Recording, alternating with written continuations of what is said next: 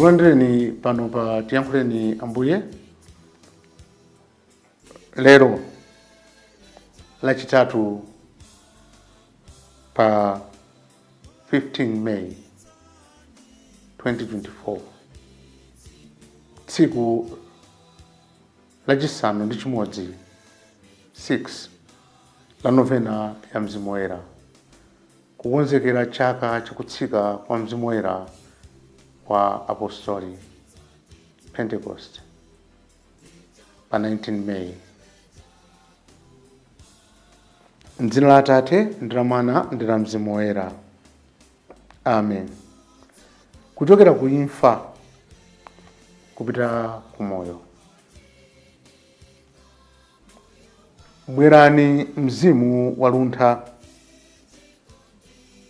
mudzati masule ku khumbo lokonda zapansi pano. Khazikitsani chikondi chanu mwa ife, kuti tikonde ndi kukondwera nzakumwamba. Tumizani mzimu wanu ndipo tidzasandulika ndithu, ndipo mudzakometsenso dziko lapansi pano. Moyo wathu wa tsiku ndi tsiku pali zovuta zambiri zimene mukumana nazo, komano chovuta chimene chimaoneka chachikulu zedi ndiponso chipsinjo chachikulu kwambiri ndi imfa. Imfa imabweretsa chisokonezo pakati pa anthu,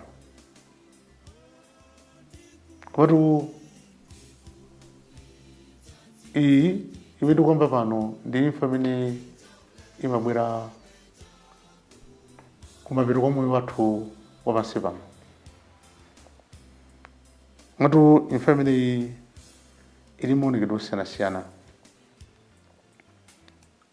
Pali maonekedwe a imfa amene amaoneka mwa anthu amene akuvutika ndi matenda osachizika. Pali maonekedwe a imfa amene amaoneka mwa anthu amene ali aumphawi wadzioneni, oti alibe chinthu choti chiwathandize pa moyo wawo. Amafika polakalaka kuti bola likanangokufa. Imfa imaoneka mu nkhondo pamene anthu akulimbana. Imfa maonekedwe ake ena ndi nkhanza zimene zimapanga anthu ena kuti akhale akapolo.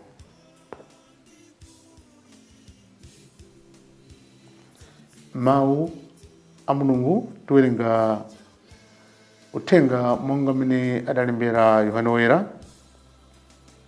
mutu 16 kuyambira ndime ya 20 kulekeza 22. Ndithu ndikunenetsa kuti inu mudzalira ndi kukhuza, koma anthu odalira zapansi pano adzakondwa. Inu mudzamva chisoni, koma chisoni chanu chidzasanduka chimwemwe.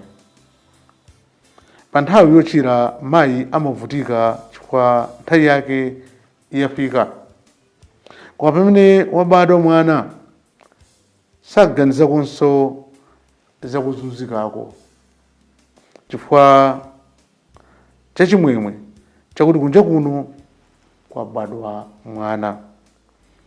Choncho inunso mukuvutika tsopano, koma ndidzakuonaninso. Pamenepo mtima wanu udzakondwa, ndipo palibe munthu amene adzakulandani chimwemwe chanucho. Salimo lathu tidziyankha kuti titamande dzina la Ambuye. Ndidzayamika chauta nthawi zonse, pakamwa panga padzatamanda iye kosalekeza. Moyo wanga umanyadira chauta, anthu ozunzika amve ndipo akondwere.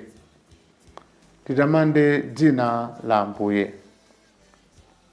Lalikani pamodzi nane ukulu wa chauta. Tiyeni limodzi titamande dzina lake. Ndidzapemphera kwa chauta ndipo adzandiyankha. Anandipulumutsa pa zonse zimene ndinkaziopa. Titamande dzina la Ambuye. Ozunzikawo atayang'ana kwa chauta, nkhope zawo zidasangalala, sadachite manyazi. Munthu osaukayu adalira, ndipo chauta adamva nampulumutsa m'mavuto ake onse.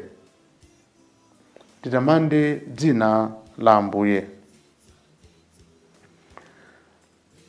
Andofe ngati mitima yathu idzadza ndi chizondi m'malo mwa chikondi, zotsatira zake nzoona kuti pakati pathu timasiya kukhulupirirana, kuyamba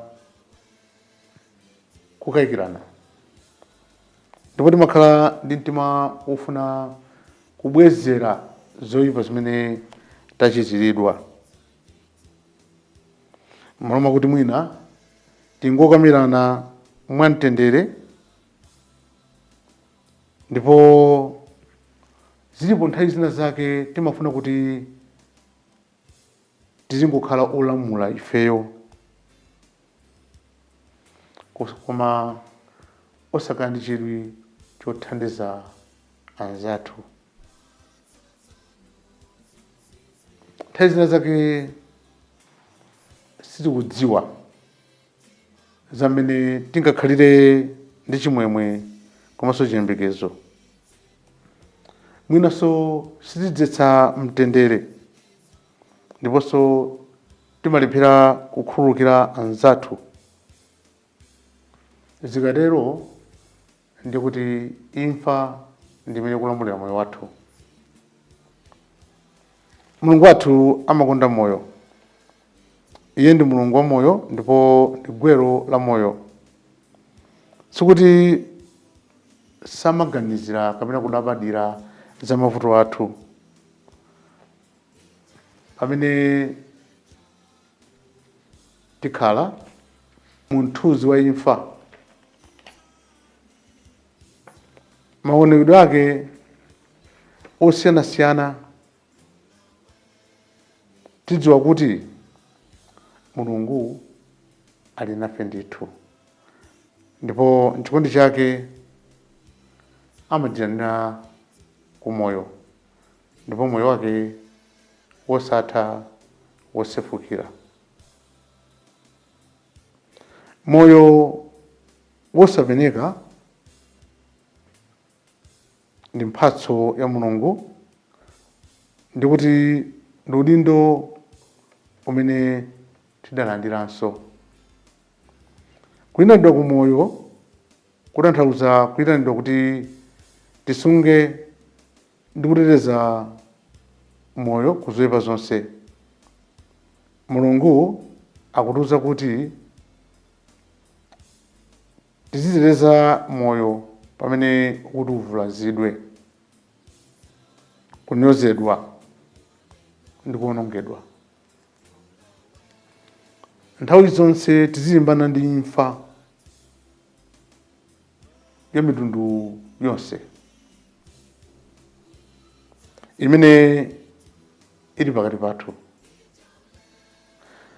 Choncho chofunika kuti tisayiwale ndi chakuti ife monga anthu a Mulungu wa moyo tili ndi udindo wopititsa patsogolo mtendere, chilungamo, chikondi, umodzi ndi ufulu, zimene zili zinthu zosonyeza moyo weniweni.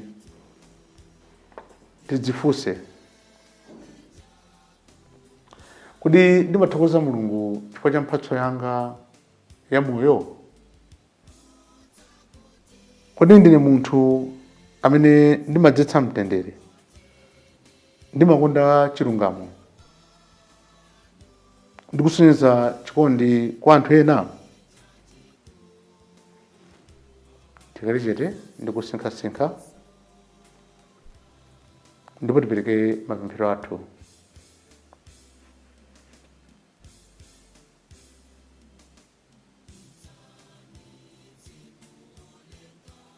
Zimene Mzimu Woyera amatichitira, amatipatsa moyo watsopano,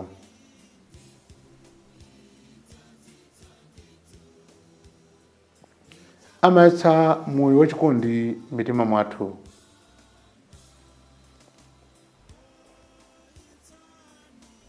amatipatsa mphatso yakuchititsa mitima ya anthu. Tipemphere. Ambuye, inu ndinu mwini moyo ndi imfa, tiyang'aneni ife ana anu ndi chikondi, tipatseni mphatso yakuti tizikhala nanu mmoyo pogonjetsa imfa. Mwa Yesu Khristu mpulumutsi wathu. Amen. M'dzina la Atate ndi la Mwana ndi la Mzimu Woyera. Amen. Sweet